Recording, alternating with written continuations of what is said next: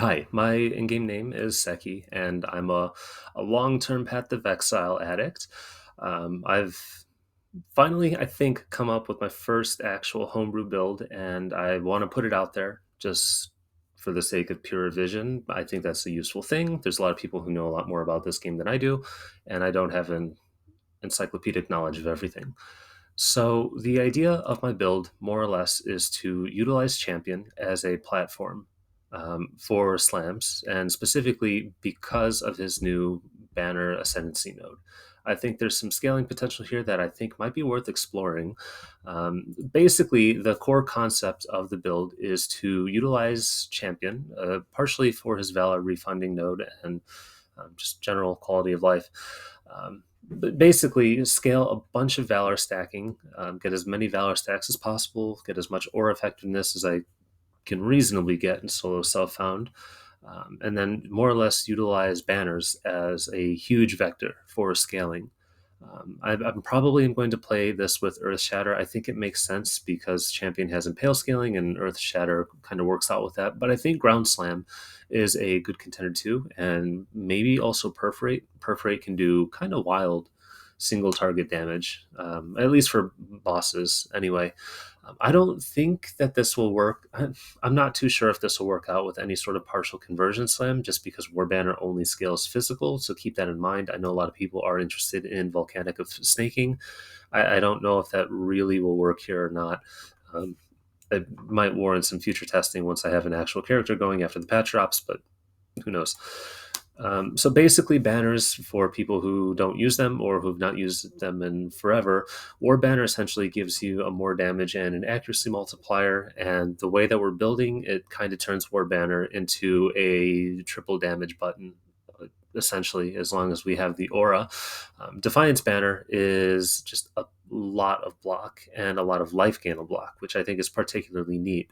And then we can get so much of it from the banner itself that we can actually allocate versatile combatant and then get the double block cap. Keep in mind that's only 65% compared to true block of 75, but that's still a lot. It also gives a lot of movement speed. I have a test character going on in standard, and with kind of regular gear, the character I'm testing on is just a dumpy thing from a leftover half-hearted project. I'm capable of moving around it sometimes up to around 400 movement speed if I have onslaught and things like that. So there's considerable possibility here for something that isn't exactly completely slow. Dread Banner just gives a ton of suppression, and interestingly enough, it also gives a lot of spell damage hit reduction, which I think is kind of cool. There's also some potential synergy with some other things that I have detailed, but I maybe shouldn't get too into it right now. Basically, the build functions by automating war cries, because self-casting them would be absolutely abysmal. We utilize that as a tool, basically an engine, to generate a bunch of valor stacks, and then from there we use the valor stacks to put down whatever banner we want, more or less whenever we want. Contrary to popular belief, it is possible to have all three banners up. You just can only have one copy of any given banner, and we utilize War Banner. The other ones, we just go nuts and we put out hopefully really quite large slams.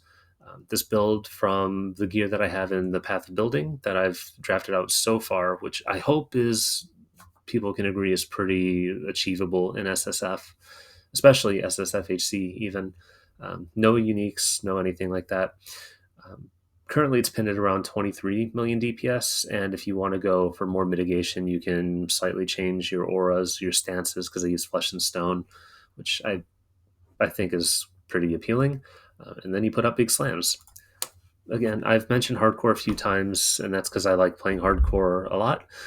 So I tried to make this build a not paper thin build. I think I've succeeded. It's not an immortal build, and if I remember correctly, according to Path of Building, I can tank stuff like Uber, Shaper, Slams if I have Molten Shell up, but it's definitely not like a Maven face tanking build. Maybe there's some potential there. I'd have to figure that out. I've never really pushed the build to that level before, but I think there's really, this is like stage one of endgame progression. So I think there's a lot of runway for this build.